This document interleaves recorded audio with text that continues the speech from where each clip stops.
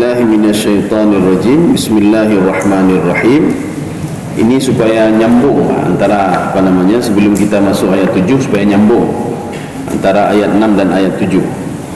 Pada sebelumnya di ayat 6 itu Allah berfirman, yaqulu ahlaktu malan lubada. Jadi ada yang membaca juga yaqulu ahlaktu malan lubada. Jadi lubada atau lubada. Ini ayat ini ada dua pemahaman. Pemahaman yang pertama, ada yang mengatakan dalam tafsir Ibnu Katsir, ayat ini diturunkan untuk Haris bin Amir bin Naufal. Jadi Haris bin Amir bin Naufal, dia banyak berbuat maksiat. Ketika itu fastaftan Nabi, dia minta fatwa dari Nabi Muhammad sallallahu alaihi wasallam. Apa fatwa Nabi? Kalau kamu ingin menghilangkan dosa-dosamu, maka bersedekahlah kamu. Ketika dia bersedekah, apa kata dia? Ahlaktu malal lubada. Habis sudah duit saya ini gara-gara bersedekah. Ya, sudah habis duit saya. Sedekah ke sini, sedekah ke sana. Tunanya macam laki kena laki gini, habis peng.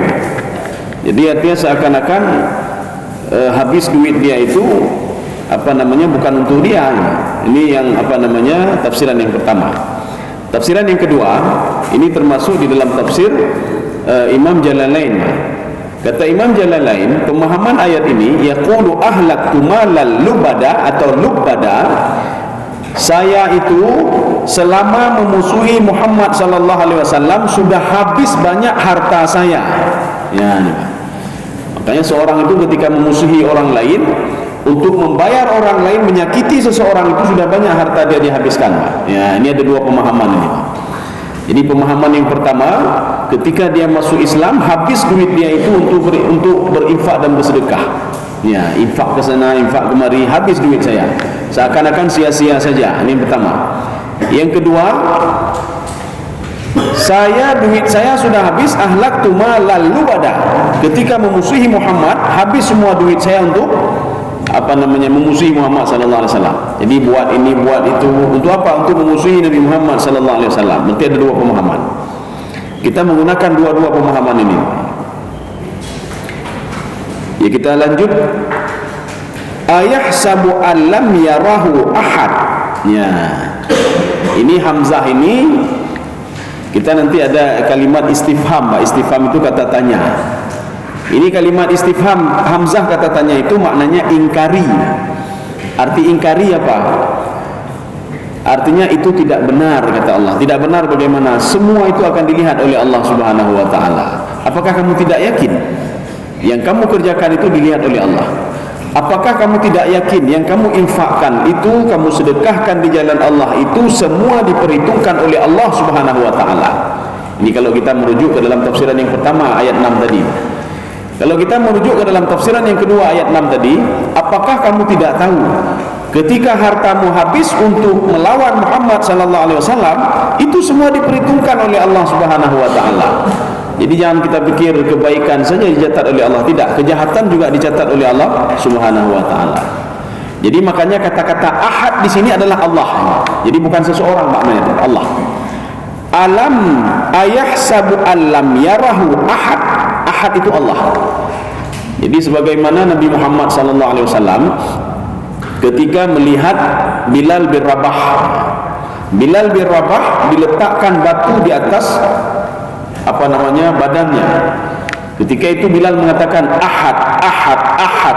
Jadi maksud ahad di situ adalah Allah, Allah, Allah, ya Pak. Jadi bukan ahad, ahad, bukan. Nanti lain lagi artinya. Katanya pada duduk qul huwallahu ahad Allahu samad. Itu artinya sudah lain. Ahad itu artinya apa? Tersendiri. Dia tidak punya kawan, tersendiri dia. Ahad. Makanya nanti ada hadis ahad, ada hadis mutawatir, ada hadis ahad. Ahad itu artinya tersendiri. Setiap tabaqah itu ada satu perawi, satu perawi, satu perawi. Itu hadis ahad namanya. Jadi makanya salah pengucapan kalau kita ucapkan qul huwallahu ahad. Nah, itu salah ini. Jadi betul qul huwallahu ahad. Ahad itu itulah Allah Subhanahu wa taala. Jadi kalau ahad sudah lain lagi, yang tersendiri, hanangan ini ahad. Jadi makanya ketika Rasulullah melihat Bilal mengucapkan kalimat ahad, ahad, ahad, apa jawab Rasulullah SAW? Sayunjika ahad, Allah akan menyelamatkan kamu. Jadi kalimat ahad di situ kalau kita lihat di dalam kamus itu memang sendiri artinya seseorang. Tapi ahad di sini dalam konteks ini itulah Allah Subhanahu wa taala. Kaum muslimin sidang jamaah yang dirahmati Allah. Jadi makanya di dalam tafsir Al-Qurtubi beliau mengutip ada sebuah riwayat dari Abi Hurairah radhiyallahu anhu. Ketika seseorang itu akan masuk ke dalam surga, itu ditanya oleh Allah, kemana sudah harta yang sudah saya berikan kepadamu? Kemana kamu bawa? Ya, banyak ditanya Pak, kemana ditanya Pak? Jadi ditanya oleh Allah, kemana sudah harta yang allazi arzaqtuka, yang sudah saya berikan rezeki kepadamu? Kemana kamu bawa? Jadi bukan tak diminta pertanggungjawaban, tidak. Ya. Makanya pemuda itu menjawab begini, anfaqtuhu, saya sudah menginfakkannya dan saya sudah membersihkannya. Jadi arti bersihkan begini, ada zakat, kita keluarkan zakat dari harta kita. Maka di dalam sebuah hadis qudsi itu ada seorang ahli ibadah, ketika dia akan dimasukkan ke dalam surga, hartanya menunggu di situ di pintu surga. Dia meminta kepada Allah Subhanahu wa taala supaya yang punya harta itu jangan dimasukkan dulu ke dalam surga. Kenapa? Hartanya itu masih ada hak orang lain. Artinya dia walaupun ahli ibadah, dia tidak bayar zakat. Zakat tidak dia bayar, kewajiban tidak dia bayar. Makanya ketika itu dibakar dulu di dalam neraka. Ya. Kaum muslimin sedang jemaah yang dirahmati Allah. Jadi ini maknanya ayahsabu allam yarahu ahad. Ayahsabu itu berbeda dengan aya'lam ya. Ayahsab, hisab itu mengira-ngira. Ya, hisab itu mengira-ngira. Makanya kalkulator itu bahasa Arabnya alatul hisab. Komputer itu bahasa Arabnya al-hasib al-ali. Al-hasib al-ali. Artinya mengira-ngira. Ini berapa laba hari ini, berapa ini, mengira-ngira. Apakah kamu kira? Ya ini. Ini beda ayahsab. Tapi kalau nanti aya'lam itu pakai ini. Ya, ayahsab biasanya kalau orang ngira-ngira, sudah habis hartanya saya sekian, sudah habis sekian. Ini hari ini sudah berinfak sekian, kalau habis harta lu ini. Gaji sebulan 3 juta, sudah infak 2 juta dalam sebulan ini. Kira-kira ni, aduh rugi saya. Ahlaktu malal lubada. Ahlaktu malal lubada. Ya, itu makna ayahsab. Jadi hasiba yahsab, artinya mengira-ngira dengan seperti apa kalkulator.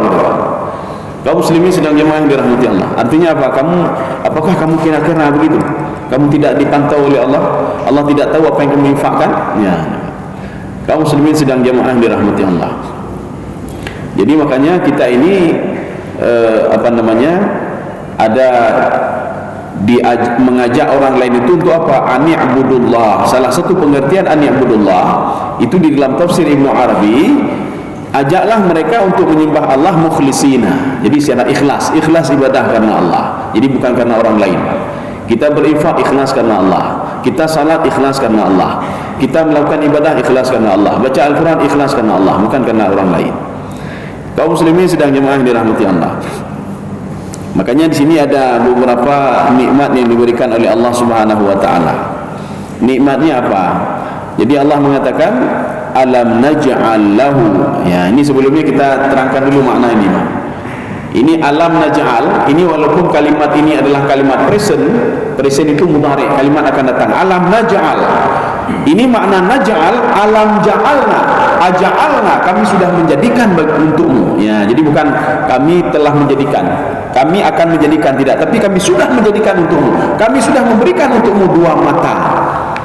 Jadi ketika di dalam rahim kan sudah diberikan oleh Allah. Ya, 2 mata kagiju oleh Allah Subhanahu wa taala. Bahkan di dalam tafsir Sawi sampai-sampai dengan sangat teliti sekali, hitam dan putihnya mata itu diberikan oleh Allah Subhanahu wa taala. Baik membalik-balik ya. Ini makna alam naj'al lahu ainain. Jadi makna alam naj'al itu maknanya apa? Qad ja'alna lakum, sudah saya siapkan untukmu. Ini seperti surga. Surga itu jangan kita pikir surga neraka belum disiapkan, tidak, sudah disiapkan semuanya. Bukan berarti sudah nanti masuk mereka di padang mahsyar, oh ini kita buat surga, tidak. Makanya di situ diungkapkan di dalam Al-Quran uiddat. Kalimat uiddat artinya memang sudah dipersiapkan. Surga neraka sudah dipersiapkan oleh Allah Subhanahu wa taala. Sebelum manusia diciptakan, uiddat lil muttaqin, sudah dipersiapkan oleh Allah Subhanahu wa taala. Buktinya mana lagi? Ketika diciptakan Nabi Adam alaihissalam, Nabi Adam sudah pernah melihat diberikan bayang-bayang surga dan neraka oleh Allah Subhanahu wa taala, dan bagaimana umatnya. Ini buktinya apa? Surga memang sudah dipersiapkan. Walaupun di dalam Al-Quran itu diungkapkan akan dipersiapkan. Ya. Makna akan dipersiapkan artinya apa? Sudah dipersiapkan. Ini namanya kajian ada di dalam satu kitab itu namanya Balaghatul Quran. Balaghatul Quran adalah sebuah kajian. Sama saya ada segini tebalnya, tebal lagi sedikit lagi. Itu makna present maknanya present maknanya ininya present tapi maknanya past tense. Ya. Dia cerita masa depan tapi ceritanya masa lalu. Ada juga cerita masa lalu tapi yang Allah inginkan masa depan. Ya, ini Pak. Dalam sebuah buku yang sangat tebal sekali, tetapi dia dengan sangat rinci sekali membahas di dalam buku itu, Balaghatul Quran itu, bagaimana konsep ketika Allah ngomong masa depan sebenarnya bukan masa depan, masa lalu. Bagaimana ketika Allah ngomong masa lalu sebenarnya bukan masa lalu tapi masa depan. Maka kita jangan heran nanti, kok cerita tentang surga neraka kok past tense semua ceritanya. Sudah begini, saya azab, saya begini, kan belum ada surga neraka lagi. Artinya belum ada yang masuk ke dalam surga dan neraka.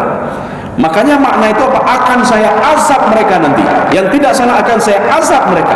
Yang patuh kepada saya akan saya berikan ini di surga nanti. Tapi di dalam Al-Quran ceritanya itu cerita past tense. Nanti kebalikan lagi. Ada nanti cerita masa lalu, cerita Fir'aun. Jangan heran kita, kok ceritanya masa depan ini? Padahal Fir'aun itu sudah masa lalu. Kok cerita Nabi Nuh ini kok cerita masa depan? Rupanya apa? Di dalam kitab itu dibahas. Ada pekatun itu artinya apa? Nakakai urung jino lagi Fir'aun jamun. Ya. Nakakai urung jino dan orang-orang akan datang ini seperti pembangkang Nabi Nuh alaihissalam. Makanya cerita itu walaupun cerita masa lalu tetapi dikemas dalam bentuk cerita masa depan. Ya, kaum muslimin sedang jemaah yang dirahmati Allah. Alam naj'al lahu 'ainain. Artinya nikmatku itu sudah saya berikan kepada kalian dua mata. Ya. Kenapa mesti dua mata? Kenapa tidak diungkapkan kata-kata lain saja? Dua telinga atau dua tangan atau dua kaki? Karena yang banyak buat maksiat itu juga mata. Jadi mata juga punya andil untuk berbuat maksiat. Ya. Maka beruntunglah orang-orang yang tidak diberikan ketika hidup di dunia itu hana matali, hana dihurtu. Artinya apa? Maksiat, satu maksiat, jalan maksiat itu sudah diangkat oleh Allah Subhanahu wa taala. Ya, jalan maksiat, Pak. Tapi masih ada dia yang kedua, telinga. Ya, dia bisa mendengar juga, masih bisa mendengar. Makanya kalau tidak ada dua-dua, tidak ada ini tidak bisa mendengar dan tidak bisa melihat, itu sudah rufi'al kalam. Ya, Pak. Jadi artinya dia tidak dituntut apa-apa lagi oleh Allah. Ketika baru lahir tidak mendengar apa-apa. Ketika baru lahir tidak melihat apa-apa. Dua media ini adalah sumber maksiat. Maksiat, informasi maksiat tidak tahu apa-apa dia. Sehingga hati itu tidak punya informasi apa-apa dari mata. Dia tidak punya informasi apa-apa dari telinga. Maka orang ini rufi'al kalam, diangkat. Ketika saya ceramah di sebuah masjid itu, urung tepuk mata, gejak balun. Dengku lun rufi'al kalam ni, Pak. Kemudian saya bilang, rufi'al kalam kibar, handun pun aku wajib lah bermayang oleh Allah, wajib. Dan anda dengar apa kan? Dengar wajib. Jangan sembarangan enggak hana-hana wajib. Kecuali bapak tidak dengar apa-apa, tidak melihat apa-apa. Bagaimana mau ini informasi, Pak?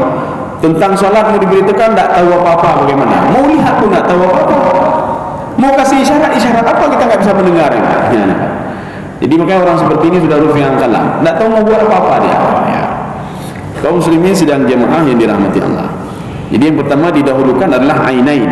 Karena sumber-sumber maksiat itu berasal dari mata. Karena mata itu, kata Imam Al-Ghazali begini, kalau seandainya hati itu was-was, ini was-was, Pak. Kita melihat dari mana kewaswasan dia itu, dari mata dia ketika melihat, berarti hati dia juga seperti itu. Ketika kita melihat tangan dia suka ambil punya orang lain, berarti hati dia menuntut tangannya untuk ambil punya orang lain. Maka kalau kita ingin mengetahui hati seseorang, kata Imam Al-Ghazali, perhatikanlah gerak-gerik dia. Orang suka lihat maksiat berarti hati dia tidak benar. Orang suka makan haram berarti hati tidak benar. Orang suka pergi ke tempat yang tidak baik berarti hati dia tidak benar, kata Imam Ghazali. Mudah sekali mendeteksi orang lain, kata beliau. Lihatlah pergerakan gerak-gerik tangan dan anggota tubuhnya. Ya. Kaum muslimin sedang jamaah subuh yang dirahmati Allah. Makanya kata beliau, lau taskunu al-qalbu sawfa taskunul jawarihu. Ya, kalau hati dia tenang, tangan juga tenang. Kalau hati dia tenang, mata dia juga tenang. Kalau hati dia tenang, pikirannya juga tenang. Ana ikut gegok berarti hati anda tenang lemah. Maka jika menyuruh kena gede, berarti hatinya tidak tenang lagi. Makanya kalau hati dia tenang, semua anggota tubuh dia tenang, nyaman, tenang. Kaum muslimin sedang jamaah yang dirahmati Allah. Nauru mukrub muka, yang berarti napupu lah hatinya. Ya, menyuruh tenang, berarti ada apa-apa di hati dia. Maka inilah kata Imam Ghazali, pelajarilah hati seseorang itu. Ini dalam kitab beliau ini. Kitab Imam Al-Ghazali pada juz keberapa itu? 1 atau 2 ini. Ya. Kaum muslimin sedang jamaah yang dirahmati Allah. Ini kita lanjutkan. Alam naj'al lahu ainain. Jadi alam naj'al di situ ada hamzah. Hamzah ini berbeda dengan ayah sabu tadi, Pak. Kalau ayah sabu itu lil ingkar. Ingkar maknanya apa? Yang kamu buat itu saya lihat, kata Allah. Yang kamu keluhkan itu saya lihat. Ya, ini ingkar namanya, Pak. Tapi kalau alam naj'al lahum, hamzah di situ ditakrir. Jadi makna takrir itu diulang-ulang oleh Allah. Itu nikmat yang aku berikan kepadamu, kata Allah. Saya jadikan kamu, saya jadikan ini, saya jadikan itu. Ini takrir. Kenapa takrir? Bukan di ayat ini saja Allah ulang-ulang. Di ayat lain juga diulang-ulang oleh Allah Subhanahu wa taala. Alam naj'al lahu 'ainaini wa lisanan. Lisanan itu lidah. Ya, maka banyak orang masuk dalam neraka gara-gara lidah. Ya. Maka dah jagalah lidahnya. Adik baik dah ke menyahan ada debu, baik dah pegah, baik dah ke. Maka gara-gara lidah ini bisa menggering seseorang ke dalam neraka. Maka nikmatnya pun luar biasa lidah ini, Pak. Kita bisa berkomunikasi dengan orang lain, mendakwahi orang lain, Pak. Artinya Allah katakan sudah nikmat mata sudah saya berikan kepadamu. Kamu bisa membaca Al-Quran, bisa menelaah ini, menelaah itu dan lain sebagainya. Kemudian saya berikan lidah lagi kepadamu. Ini kan nikmat luar biasa. Kita yang teringat nikmat itu apa? Yang teringat nikmat itu jabatan, mudahan apa jaya, mudahan jabatan. Nikmat yang sudah melekat di jiwa kita, kita nak tahu nikmat. Makanya nikmat itu, ini kata Imam Ghazali juga dalam kitab beliau Ihya Ulumuddin beliau. Nikmat itu akan nampak nikmat itu ketika nikmat itu tidak berfungsi lagi, baru nampak nikmat itu. Maka nikmat mata itu berfungsi kapan? Ini kan karena sering kita gunakan, Pak. Nikmat mata berfungsi ketika nyan hanaduh le, maknanya kan hanaduh le. Umah apa datanya padu kau mulu ni, padu kau umah ke Tuhan luar biasa. Hanaduh terpulih, Pak. Atau tidak berfungsi lagi, Pak. Nyoka kosong pun kana le, Pak. Nyoka ni. Ketika itu baru teringat, ya Allah, menyum mata lu, mentenggel lu, baca Quran tebi-tebi, ya Allah. Baru teringat dia nikmat mata, Pak. Nikmat lidah begitu juga. Ketika nak bisa ngomong lagi, baru dia teringat kepada Allah Subhanahu wa taala. Ini yang kedua. Walisanan wa syafatain. Syafatain itu dua bibir, ya, Pak. Ya, dua bibir dia. Sehingga enggak cukup dengan lidah saja. Jadi makanya perlu bibir. Jadi itu nikmat luar biasa, kata Allah. Saya berikan kepadamu lidah, tidak cukup lidah saja, wa syafatain. Makanya kalau syafah saja, satu saja tidak bisa juga, harus ada syafatain, Pak. Dua bibir. Ya, ini yang ke apa namanya? Yang terakhir, wa hadainahun najdain. Saya berikan kepadamu itu najdain. Najdain itu dalam satu tafsiran tempat yang paling tinggi. Artinya apa? Kemuliaan. Tapi ada juga yang mengatakan di dalam tafsir Jalalain, fahadainahu najdain. Saya berikan kepada seseorang kecenderungan untuk mengetahui yang baik dan yang buruk. Melalui apa? Melalui akalnya. Maka orang-orang apa namanya, orang gila itu tidak bisa bedakan dia. Tidak bisa bedakan mana baik mana buruk. Tidak bisa dia bedakan. Artinya yang Allah katakan, saya berikan akal kepadamu. Dengan akal itu kau bisa apa namanya, membedakan yang baik dan yang buruk. Apakah tidak bersyukur juga kepada saya? Ya, ini sekarang ayat selanjutnya. Bisa kita buka Al-Quran atau bisa kita buka Android kita. Coba lihat perbedaan terjemahan dengan tafsiran ini. Perhatikan baik-baik ayat selanjutnya, Pak. Falaqtahamal aqabah. Di dalam terjemahan itu diterjemahkan, kenapa kamu tidak mendaki gunung yang sangat tinggi? Kenapa kamu tidak berbuat sesuatu hal yang lebih hebat? Dalam terjemahan, perhatikan terjemahan. Padahal kalimat ini dipisah, di dalam tafsir itu dipisah menjadi dua. Fala sendiri, iktahamal akabah sendiri. Makna fala di dalam tafsir Al-Qurtubi, kenapa kamu tidak mensyukuri nikmat Allah? Fala, kenapa tidak mensyukuri nikmat Allah? Sudah diberikan mata, diberikan lidah, diberikan syafatain, diberikan akal oleh Allah Subhanahu wa taala. Fala, kenapa kamu tidak mensyukuri nikmat Allah? Nanti ada dalam tafsir lain, la itu la nafi, la nafi. Tapi seseorang itu dia tidak bersyukur kepada Allah, dia tidak teringat kepada Allah Subhanahu wa taala. Maka bagaimana cara bersyukur kepada Allah? Bagaimana cara teringat kepada Allah? Iqtahamal aqabah. Nah, ini Pak. Jadi makanya kalimat tadi dipisah. Tapi dalam terjemahan itu disatukan kalimatnya. Falaqtahamal aqabah. Kenapa kamu tidak mendaki gunung itu? Ya, yang ada terjemahan coba bisa dibaca. Coba dibaca sebentar. Ada falaqtahamal aqabah. Ini tetapi dia tidak menempuh jalan yang mendaki dan sukar. Iya, kenapa dia tidak menempuh jalan? Penerjemah dia menyatukan kalimat fala dengan iktahamal aqabah. Dalam tafsir itu dipisahkan. Fala satu, arti fala apa? Kenapa kamu tidak mensyukuri nikmat Allah? Sudah diberikan mata, sudah diberikan lidah, sudah diberikan syafatain, sudah diberikan akal. Mensyukuri nikmat Allah itu, jadi tidak hanya kita ibadah saja, tidak. Umanya kahek dah syukuri nikmat Allah, payah tak sembahyang tahajud, payah dah jihyo, payah tak bersedekah, hana perleh. Ada yang paling simple mensyukuri nikmat Allah, ya. Ketika terjadi dialog antara Nabi Daud alaihissalam. Nabi Daud kan luar biasa nikmat diberikan oleh Allah, ya. Nabi Daud alaihissalam. Ketika itu Nabi Daud, beliau mengatakan kepada Allah, bagaimana cara saya mensyukuri nikmat-Mu ya Allah? Banyak sekali yang Kau berikan nikmat kepada saya. Apa kata Allah? Jadi firman Allah ini sama seperti ketika Allah berdialog dengan Nabi Musa alaihissalam. Innal abda ya'rifu anna ni'mata minni faqad syakara. Ini kalimat ini diabadikan oleh Imam Al-Ghazali di dalam kitab beliau Ihya Ulumuddin. Dialog Allah dengan Nabi Musa alaihissalam. Innal abda ya'rifu anna ni'mata minni faqad syakara. Seorang hamba itu dia tahu kalau nikmat itu berasal dari saya, dia sudah bersyukur. Ya, ini pagi-pagi kita sudah ada nikmat, alhamdulillah. Dengar ke Allah, ya, alhamdulillah. Dengar ke Allah. Nyukan waktu yang demi nikmat. Ayudah dah, fanu kerja kalau yang orang. Ayudah. Yang menyukan ron kanya. Mana tinggal bersyukur Allah, ya. Jadi ketika dapat nikmat, teringatnya bukan ke Allah. Teringat saja kepada Allah itu sudah bersyukur. Ya, teringat saja kepada Allah sudah bersyukur. Ini masalahnya, ketika dapat nikmat tidak teringat kepada Allah Subhanahu wa taala.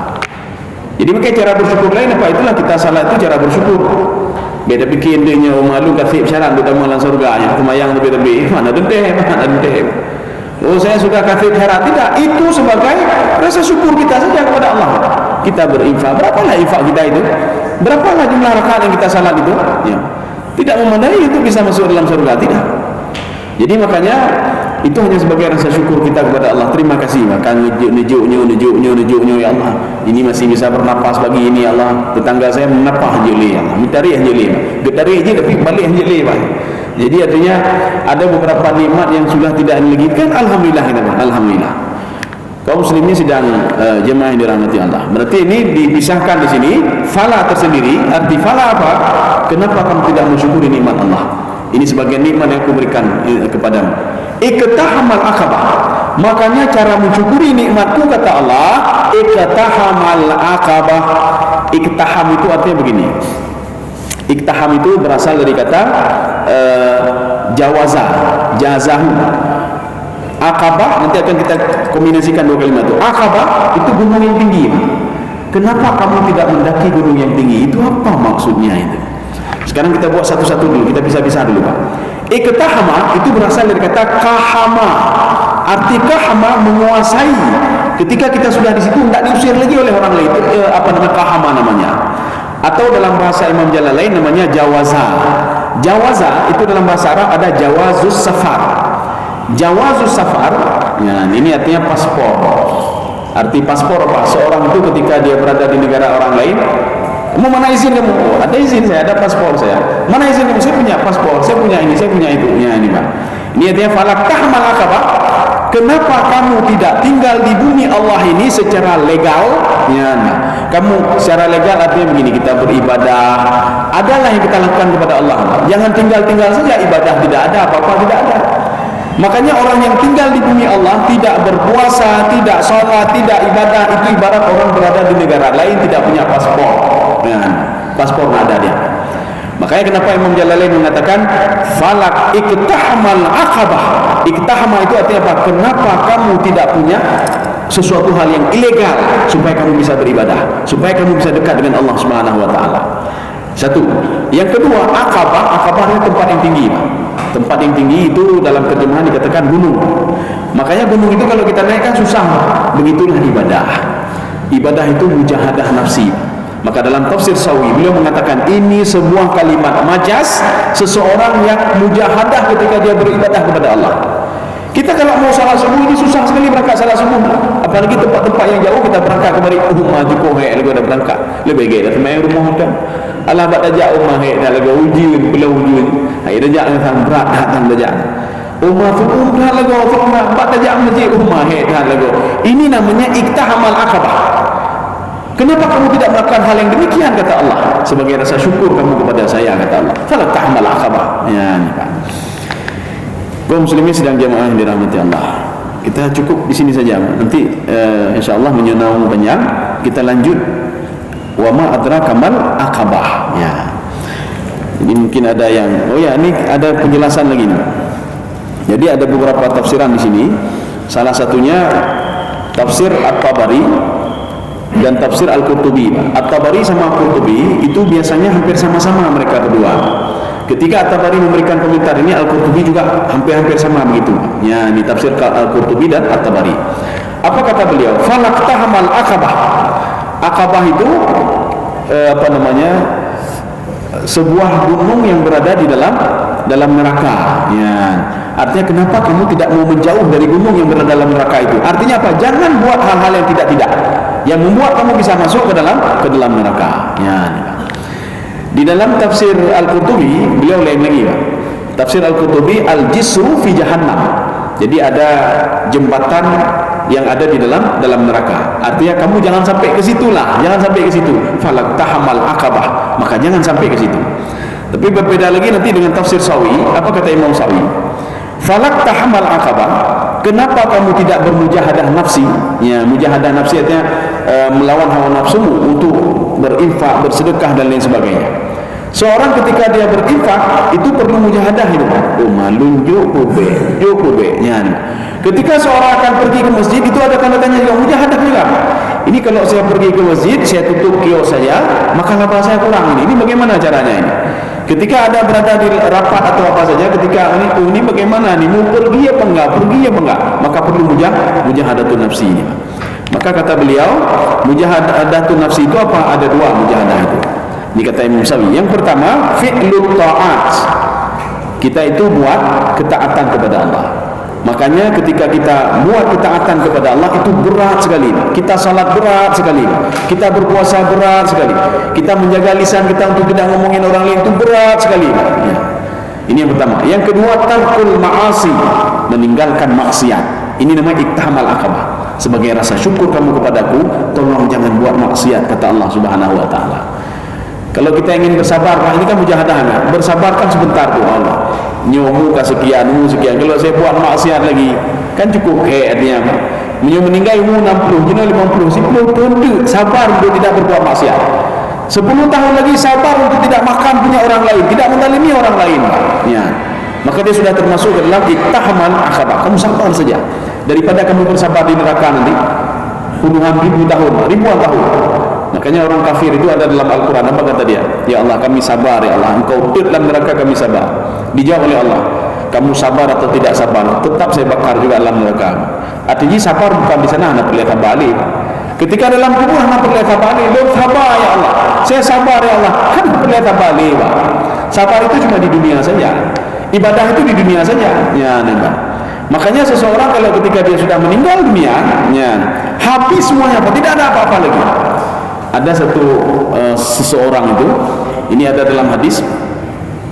Hadis ini hadis sahih ya, Pak.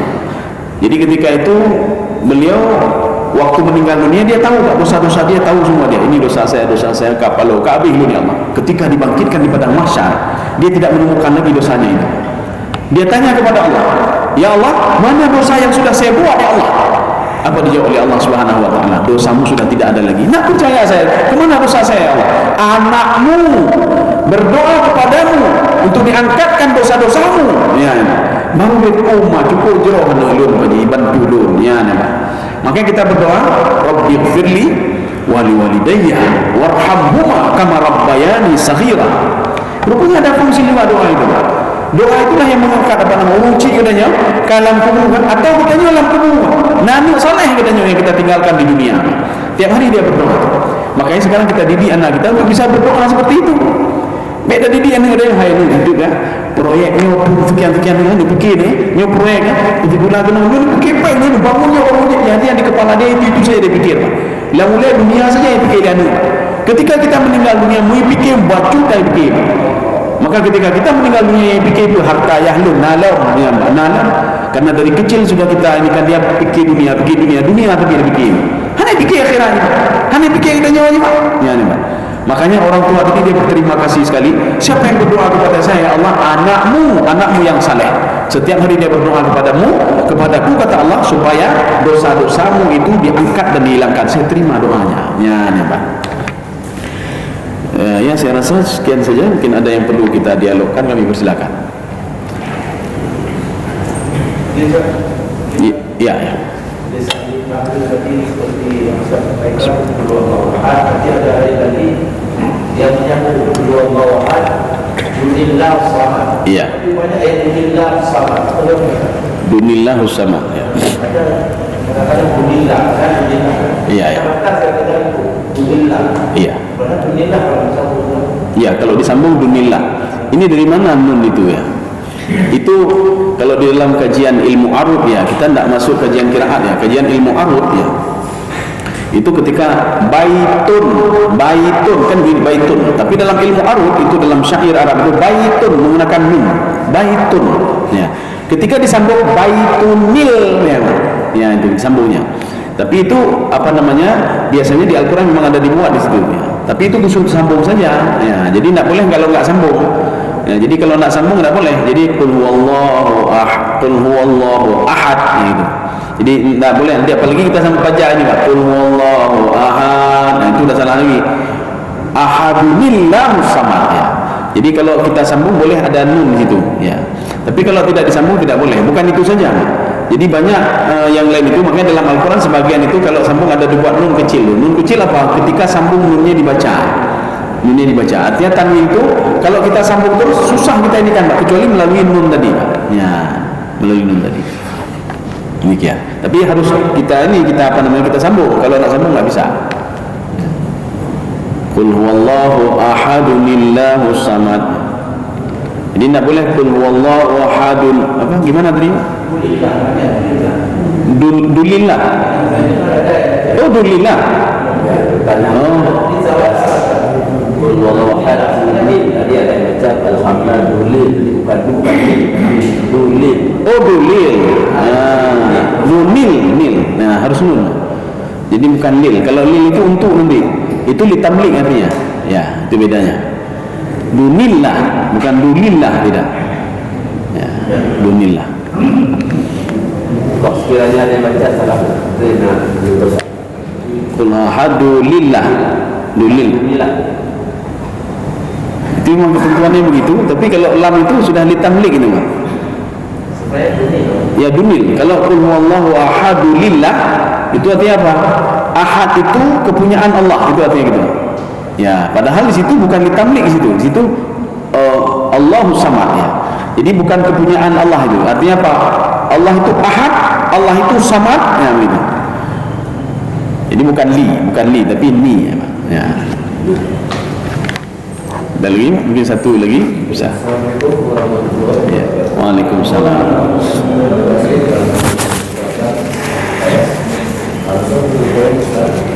Tadi yang kita dari jabat seseorang seorang bebas dari zakat tidak bisa mendengar. Gimana? Yang bebas dari zakat tadi yang saya dengar, Iya. tidak bisa melihat dan mendengar. Apabila seseorang itu tidak, maksudnya salah satu dari antara tidak bisa melihat tapi bisa mendengar, apakah dia ada prioritas untuk dia? Kalau dikatakan dia diberi misalnya, Iya. tapi bisa melihat, atau dia buta tapi dia bisa mendengar. Iya. Apakah Anda diberi Rukhsah. prioritas kepada mereka? Oh iya. Ya. Iya. Assalamualaikum warahmatullahi Waalaikumsalam. Ada seorang buta pada masa Rasulullah namanya Ummu Maktum. Ketika itu Ummu Maktum dia minta rukhsah sama Rasulullah, ya Rasulullah, kalau saya tidak bisa salat jamaah bagaimana? Ya. Kenapa? Saya buta. Ya. Rasulullah mengatakan, apakah kamu mendengar? Saya dengar. Ya, lumayan tadi salat. Orang buta saja yang bisa mendengar disuruh salat jamaah sama Rasulullah. Apalagi kita bisa mendengar dan bisa melihat dan bisa mendengar. Jadi istilahnya tidak ada rukhsah kalau itu. Tapi kecuali dua-dua ada. Mau dengar azan dia nak dengar, mau lihat isyarat pun tidak bisa lihat, mau dipegang tubuhnya pun dia ngomong apa, nggak tahu dia ini kan apa, nggak pernah dia ini kan kasih isyarat. Ini apa belum pernah dia belajar. Tapi kalau dia pernah lihat, dia dikasih tahu ini maknanya ini, oh dia bisa. Tapi tidak tahu apa-apa dia. Orang ini sudah rufi'an kalam, nggak tahu membuat apa dia. Berita itu tidak bisa dia akses, kemudian berita tidak bisa dia lihat juga. Jadi artinya kalau seandainya orang bisa melihat, saya tidak bisa mendengar, tidak ada rukhsah sama dia, tetap kewajiban itu tetap. Ya. Atau dia bisa mendengar, apalagi bisa mendengar, tetap juga, sama semua. Makanya seperti yang sekarang kan sudah ada Al-Quran Braille gitu kan. Seorang bisa membaca Al-Quran, walaupun nanti dia berhujah kepada Allah Subhanahu Wa Taala, ya Allah, saya tidak bisa melihat. Maka lebih canggih mereka. Saya pernah melihat. Saya hadir ketika peluncuran Al-Quran digital dari Singapura, dari Singapura. Jadi semua orang-orang Mekah ini, orang-orang cukup Mekah itu. Waktu itu penceramahnya saya, Pak. Lama saya nyari ceramah vokalen ceramah. Akhirnya protokolnya protokol macam ni. Selanjutnya ceramah disampaikan oleh Ustaz Fahmi supaya naik ke atas mimbar. Sebelum naik saya ngomong, ini kalau saya naik ke atas mimbar kalian nampak nggak? Tidak nampak. Lebih baik saya duduk di sini saja. Belum ceramah dengan nampak. Assalamualaikum. Sama-sama Pak. Yang penting kalian dengar saja. Yang kayak kiriman yang betul sih. Yang ngaji naik ke atas semua kata, saya ceramah di bawah. Ya. Setelah itu, habis saya ceramah, ada seseorang ini dia main game ya, dengan aku main game ya. Saya lihat gimana cara dia main game itu. Kemudian dia main internet ini. Saya lihat gimana cara dia main internet. Nabi Muhammad. Saya tanya sama dia, orang sambil tengku kita cara ada. Oh, ketinggalan hadron itu. Untuk saya ketinggalannya. Sekarang sudah ada aplikasi canggih kata beliau. Oh, cepat nol. Orang buta mengajari orang tidak buta. Cepat nol. Nyo nak aplikasi kata dia. Nanti nggak tahu siapa. Oh, istighfar kata dia. Kalau kita panggil saja nama itu keluar namanya. Ya, keluar nama dia. Langsung nelpon. Kita perlu game apa? Ini saja. Voice call kata dia. Voice call. Ada lagi aplikasi lain. Dia nanti lagi. Dari mana saudara tahu? Oh, hanya ketinggalan Jadi artinya mereka lebih canggih daripada kita. Tak bisa nanti hujah kami tak punya mata, tak bisa melihat, lebih canggih mereka. Ya, jadi artinya bahkan mereka itu ketika peluncuran itu di situ ada Pak Wali Kota juga ya. Pak Wali Kota cuma tak lihat ketika mereka baca Al-Quran. Beliau langsung pulang. Rupanya ada Al-Quran digital, putih Quran ini. Saya disuruh saksikan, saya di sampingnya. Jadi dia megang-megang itu, saya lihat kalau Al-Quran Braille itu ada titik-titiknya, ada titik-titik lima Mbak. Dia baca dia baca waktu juz 30 ya. Amma yatasaalun. Nyupat baca kalau Braille ada titik, ini tak ada titik. Saya lihat di mana kamu bisa baca ini? Putih semuanya. Artinya lebih canggih, tangannya itu lebih canggih sekali Pak. Ya, orang buta tapi dia bisa. Ya. Makanya rukhsah tidak ada sama mereka. Sama juga, kecuali mereka tidak bisa mendengar dan tidak bisa melihat. Yan hanala ininya karufi yang kalam. Gimana mau tahu salah? Nggak tahu apa-apa, nggak tahu apa lagi yang berlalu. Ya, demikian. Saya rasa cukup demikian saja. Mudah-mudahan ada manfaatnya bagi tuan dan jemaah sekalian. Subhanakallah bihamdika, asyhadu an la ilaha illa anta, astaghfiruka wa atubu ilaik. Assalamualaikum warahmatullahi wabarakatuh.